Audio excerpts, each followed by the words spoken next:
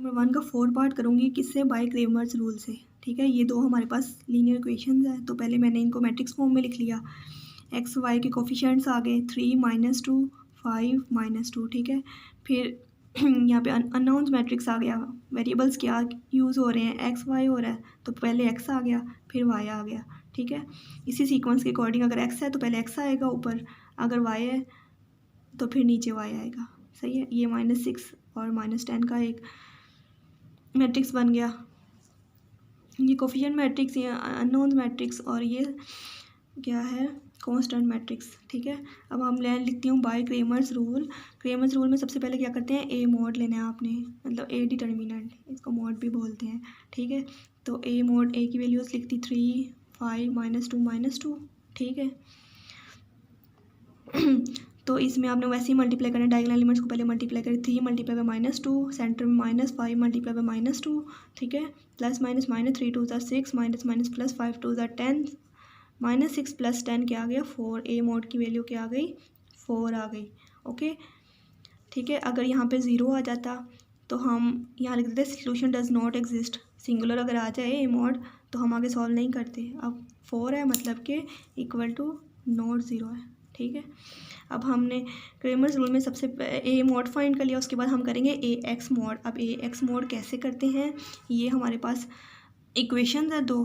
ठीक है, जब आपने ए एक्स मॉड निकाला है तो आपने एक्स वाली वैल्यूज़ की जगह ये दोनों वैल्यूज़ लिखनी है। ठीक है, -6 -10, ये देखो -6 -10, और ये दोनों as it is -2 -2 as it is आ गया। ओके, आगे सिंपल मॉड लेना है। -6 × -2, सेंटर में -10 × -2, minus plus 6 2 12, minus plus plus minus minus 10 2 20, 12 - 20 क्या आ गया -8 आ गया। ओके, ये हमारे पास आ गया ए एक्स मॉड आ गया। अब हमने निकालना है ए वाई मॉड। ठीक है, जब आपने ए एक्स मॉड निकालना है तो आपने एक्स की जगह ये दोनों वैल्यूज़ लिखी थी। अब आपने निकालना है ए वाई मॉड। ठीक है, मतलब ये निकालना है, तो y की जगह ये दोनों वैल्यूज़ आ जाएंगी। x की एज इट इज़ ही आएंगी 3 5, ये देखें 3 5, और y की जगह क्या वैल्यूज़ आ गई -6 -10, ये लिख दी -6 -10। ठीक है, बाकी सिंपल एज इट इज़ करना है। डायगोनल एलिमेंट्स को पहले मल्टीप्लाई कर देते हैं। 3 × -10, सेंटर में -5 × -6, प्लस माइनस माइनस 10 3 30, माइनस आ गया, माइनस माइनस प्लस 5 6 30, -30 + 30 0 आता है। अब देखें, आपने यहाँ पे कंफ्यूज नहीं होना। अगर ए वाई की वैल्यू 0 आ गया है, ये ना हो आप कहें कि इसको आगे सॉल्व ही नहीं करना क्योंकि ये सिंगुलर आ गया, 0 आ गया। नहीं, जब ए मॉड की वैल्यू आएगी 0 तब आगे सॉल्व नहीं करना, तब सोल्यूशन डज नॉट एग्जिस्ट है। अब ये ए वाई की वैल्यू 0 आ सकती है।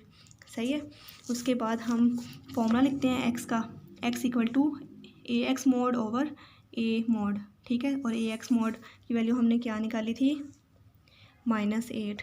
ठीक है, तो मैंने यहाँ पे लिख दिया -8 ओवर ए मॉड की वैल्यू क्या थी 4, मैंने 4 लिख दी। ठीक है, तो ये कैंसिल हो गया, 4 1 = 4 4 2 = 8, डायरेक्ट भी हो जाएगा, 2 पे भी कट हो जाएगा।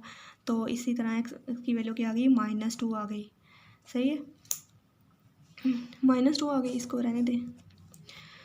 अच्छा, अब y का फॉर्मूला क्या है, y = A Y mod over A mod.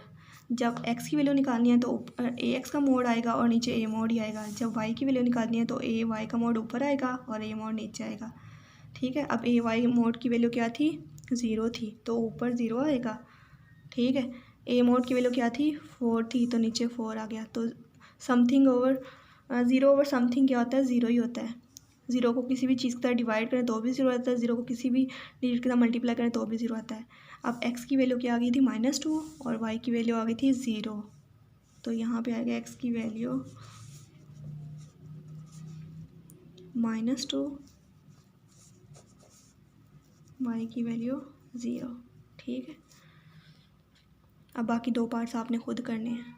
सही है, बस ये थोड़ा है ए एक्स और ए वाई कैसे निकालना है। बस याद रखना, जब भी आपने ए एक्स लेना है तो आपने याद रखना कि एक्स के कोफिशिएंट्स नहीं आने। ठीक है, उसकी जगह पे कांस्टेंट्स आएंगे। ठीक है, और जब ए वाई की लेनी है तो फिर ये एज इट इज़ आएंगे और वाई की जगह ये दोनों आएंगे, ठीक है। बस ये याद रखना है, ए एक्स का मोड कैसे लेना और एक वाई का मोड, बाकी सिंपल है।